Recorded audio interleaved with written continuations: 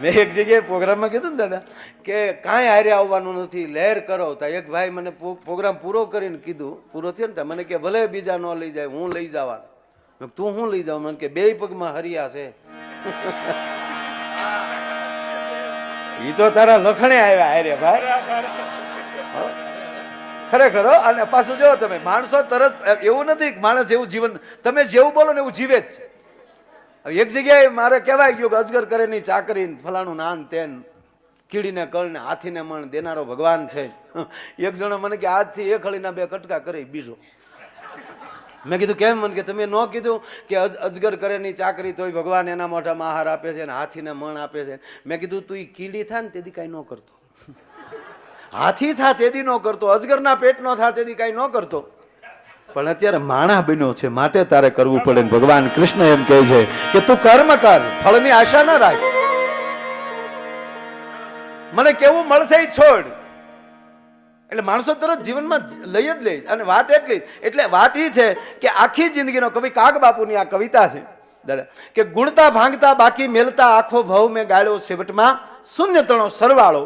હવે એનો સરવાળો આપણે કરીએ તો દાખલા તરીકે આપણે હોય 100 વર્ષ પૂરું જ જીવવું છે, એક પણ વર્ષ એમાં કાઢવું નથી ફાઇનલ. તો 15 વર્ષ તો આપણા બાળપણના ગયા, વાહ 85 વધ્યા. હવે તમે આવો કે આપણે જેટલું જાગીએ એટલું તો હુઈ સી. અમુક ડબલ ખ્યાહી લેતા એ વસ્તુ જુદી. એટલે 50 વર્ષ ઊંઘમાં ગયા, કેટલા રહ્યા? 35 વર્ષ રહ્યા. 35 વર્ષમાં હવે આપણે 15 વર્ષના થયા પછી આપણે અડધો જે 5 વર્ષ છે ને વ્યવહાર જોવામાં કાઢ્યા.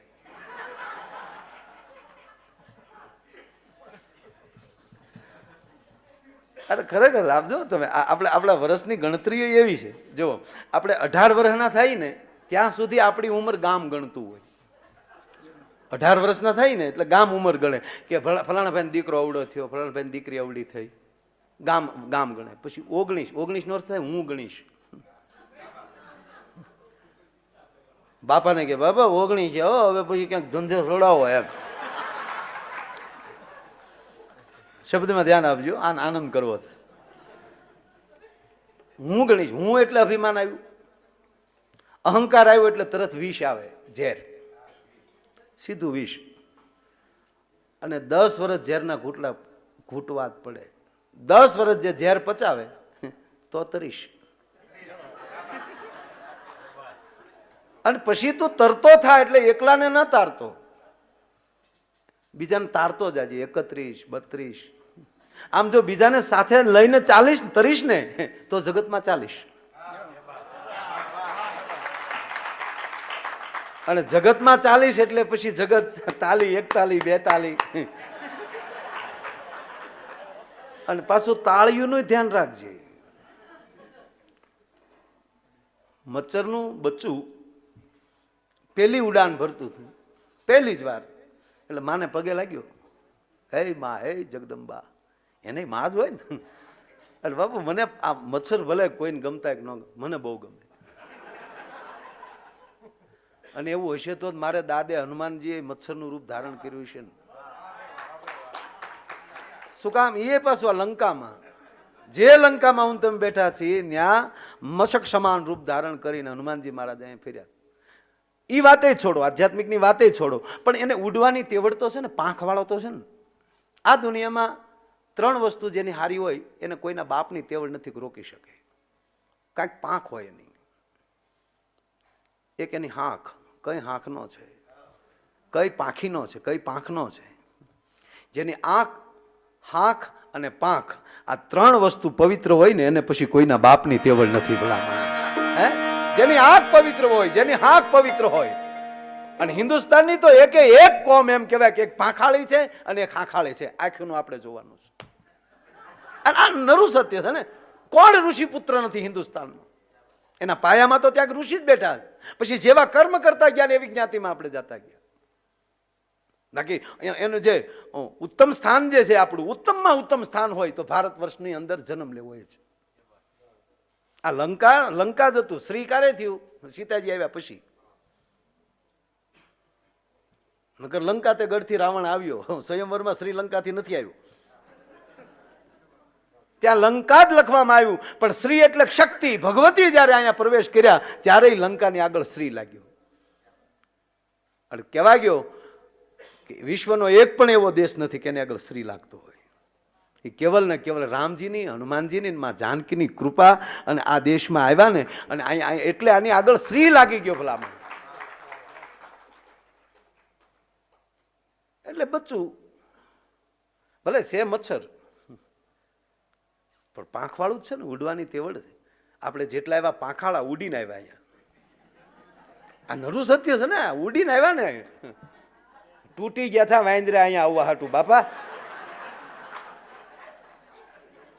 એક વાંદરો તો દાદા કંટાળી ગયો બાપુ. એક વાંદરો કંટાળી ગયો. સેતુ બાંધતા હતા ને, 2-3 વાંદરાને બોલો કે અહીંયા આવો, તમાકુ સોળ્યું બેઠા બેઠા. પછી વાંદરે કીધું કે આ બાંધવા ભેગા કર્યા કે પુલ બાંધવા બનાવ્યા? આમાં નક્કી આપણે ભેગા હું કામ કર્યા એ નક્કી નતા.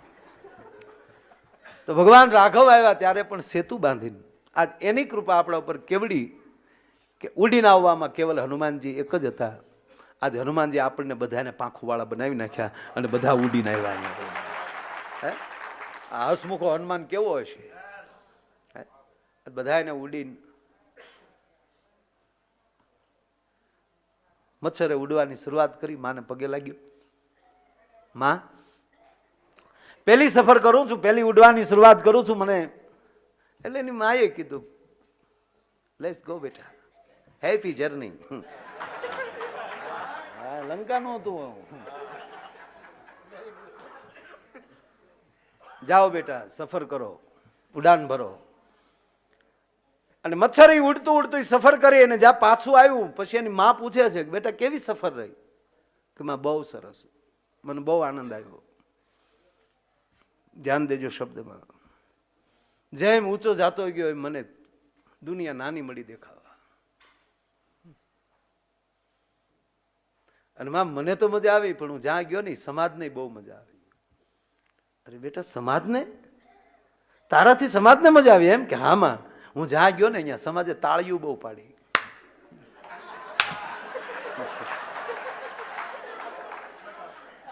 ત્યારે એની માએ એટલું જ કીધું, બસ બેટા એ તાળીની ઝપટમાં ન આવી જતો. દુનિયા છે, તાળી પાડે. તાળી પાડીથી મહાદેવને આને તાળી કહેવાય.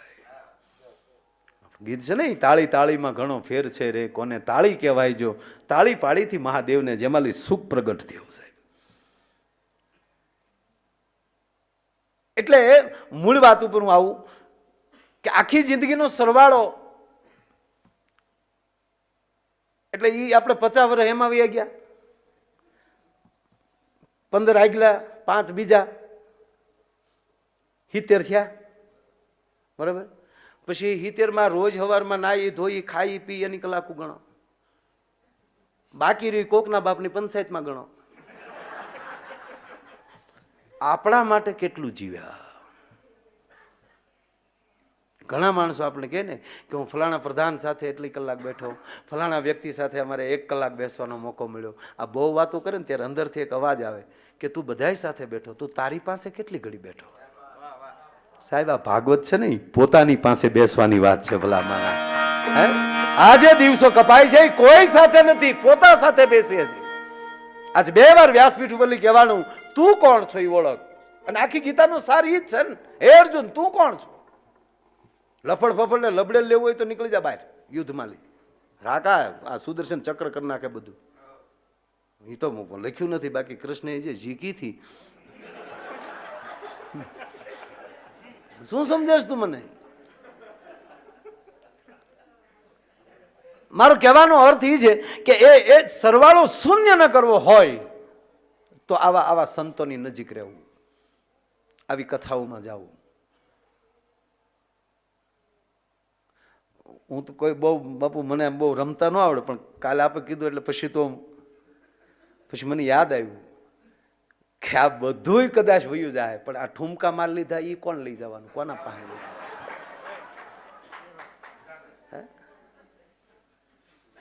ન લખ્યું હોય ને, ભાગમાં ભળતા હોય ને શાક કોઈ દી ન પાડે. સમજ્યા? પણ કોકની ભેગા ભળી જાવ ને તો આનંદ બહુ આવે. જો આ અત્યારે તો પાણીની બોટલોને ભાવ દૂધ કરતા ઓલા જ છે, પણ ભલે ડંકીનું પાણી હોય ને દૂધમાં નાખી ગયો તો દૂધના ભાવે મળ્યું ને ખપ્પા. પણ જેને કિંમત વધારી હોય ને એને કોઈ દી ભૂલાય નહીં. જેને આપણી કિંમત વધારી હોય એને ભૂલાય નહીં. એ જ દૂધને તમે કડાઈ હેઠે તાપ કરો તો પેલા પાણી બળશે. કરે મારી પેલાને બળવા કેમ દો, એને મારી કિંમત વધારી હતી.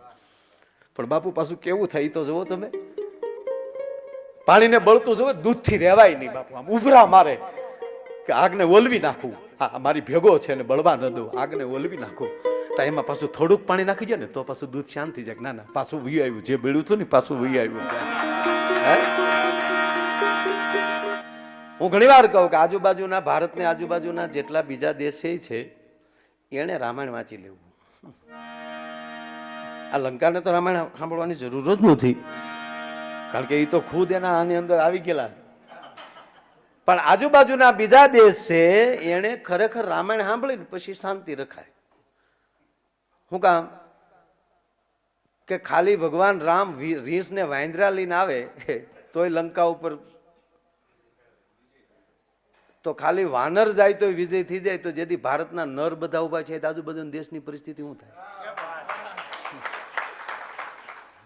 હકીકત હજી આ પાકિસ્તાન એને ખબર જ નથી. એને એનું બજેટ બને એટલું તો દર શનિવારે હનુમાનને તેલ ચડે ભારતમાં જાય. એટલું તો અમારા હનુમાનજી તેલ ઉપાડી લે.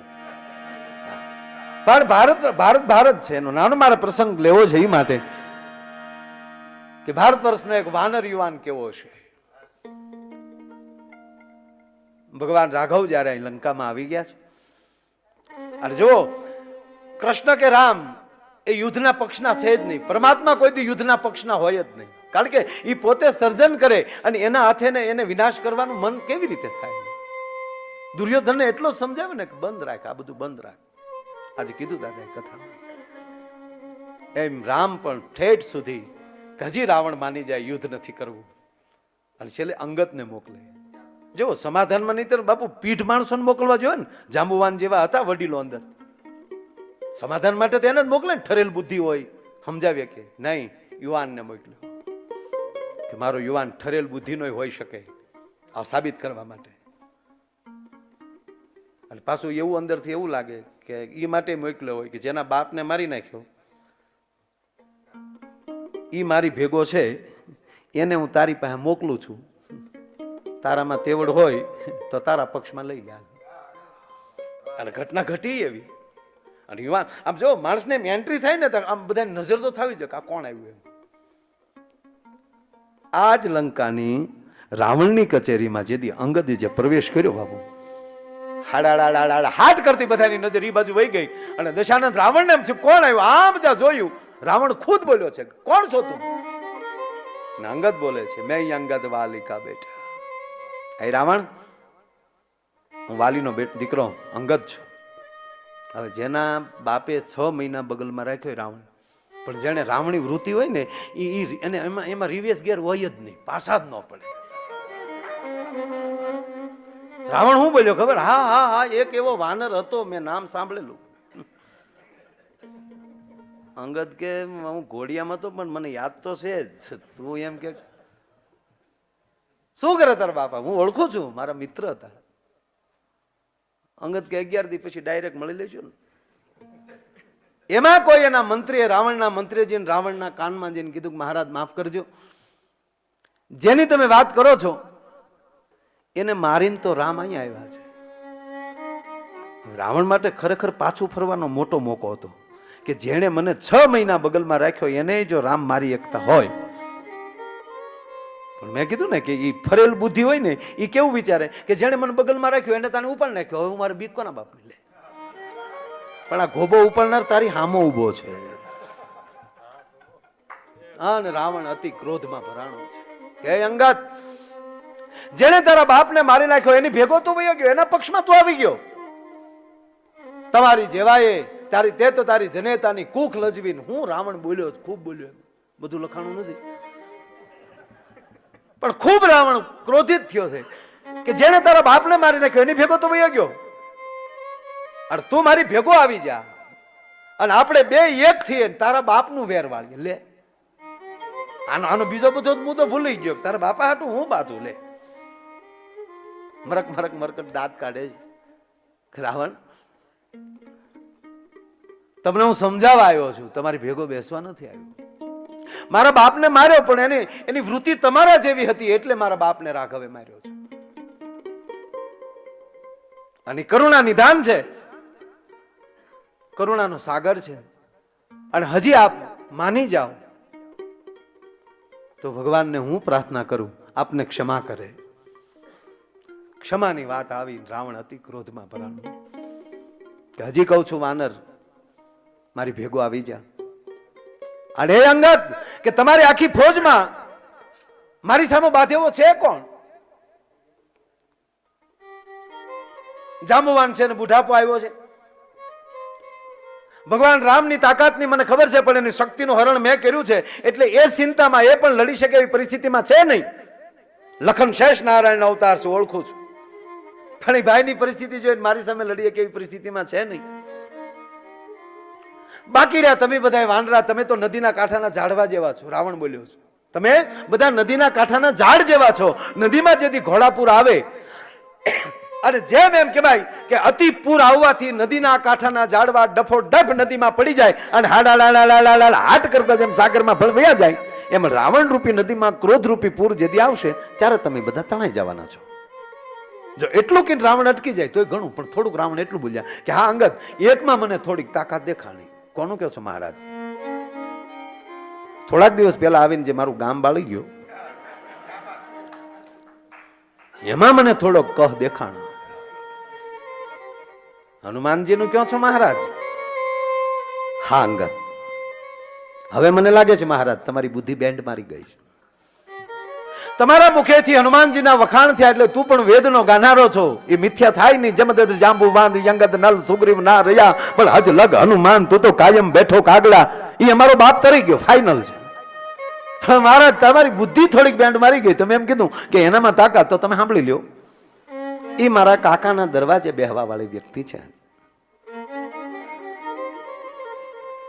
એની કરતા અનંત ગણી તાકાત મારા કાકા સુગ્રીવમાં અને એની કરતા અનંત ગણી તાકાત મારા બાપ વાલીમાં હતી અને એની કરતા અનંત ગણી તાકાત એના દીકરા અંગતમાં છે. હવે તારી સામે બાધે હું આ લંકાની ધરતી જ્યાં બેઠા છે ત્યાં એક ભારતનો 22 વર્ષનો યુવાન રાવણની ભરી કચેરીમાં ચેલેન્જ મારતો હોય કે હે રાવણ તારી ફોજમાં કોઈ બાધે એવો નથી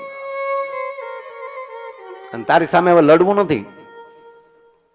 પણ રાઘવની સાક્ષીએ હું તારી ભરી કચેરીમાં પગ મૂકું છું કે તારી ભરી કચેરીમાં લઈ તારો એક પણ યોદ્ધો જો તલભાર મારો પગ ઊંચો કરી નાખે સોગંદ રામના માં જાનકીને મૂકીને મેં હાલતા થઈ જાઉં.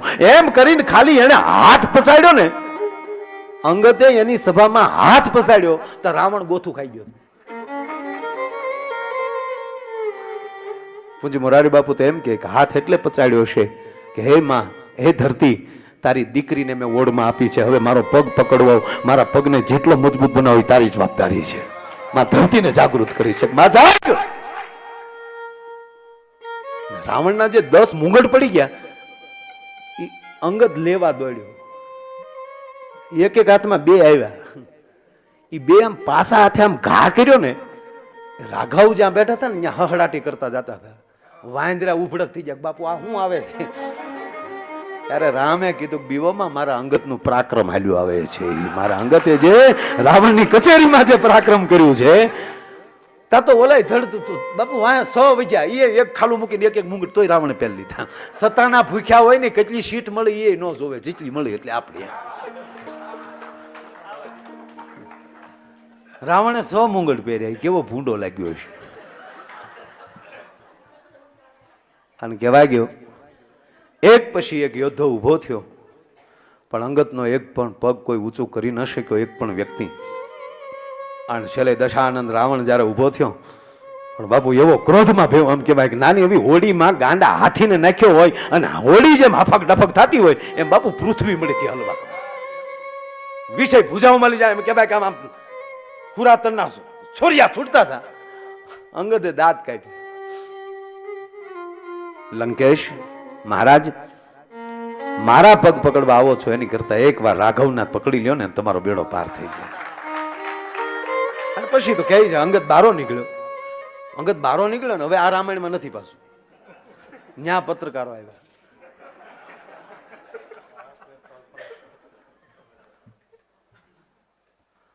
પ્રેસ કોન્ફરન્સ બોલાવી. અંગદ, અમારો પ્રશ્ન છે, બોલો ને, કે તમારો પગ જો કોઈ ઊંચો ન કરી શક્યો તો તમે રાવણને મારી ન શકો? શું અંગદ બોલ્યો છે દાદા? એક પાટું ભેગો માન નાખ્યું. એનો એક પાટું ભેગો અમૃતનો કુંભો લાદોડા હોતો નીકળી જાય. કે કેમ? કે હું 6 મહિનાનો હતો અને ઘોડિયામાં હિચકતો, તેથી મારા બાપે આ રાવણને ઘૂઘરો કરીને મારા ઘોડીએ બાંધ્યો હતો. અને તેથી હું 6 મહિનાનો હતો ને તેથી હૂતો થપાટું મારતો હતો. અને 10 માથાળું આમ જતું હતું. કડે કડે બાંધેલો કડે. અને મને એટલી બધી મજા આવતી હતી કે અંગદ કહે છે કે ક્યાં મોઢાની મૂછ ખેવું મને એવી ગમે.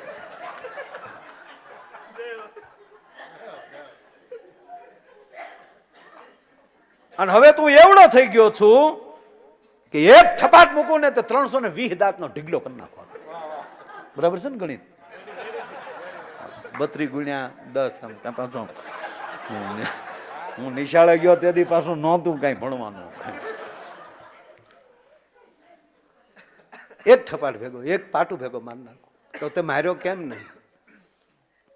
તક મારું તો જેને મારવા માટે મારા બાપ રાઘવે છે અયોધ્યાથી અહીંયા ધક્કો માર્યો ખાધો ને, એ મારા પ્રભુનું માધ્યમ ન ઘટે એ માટે મેં એના માટે રહેવા દીધો.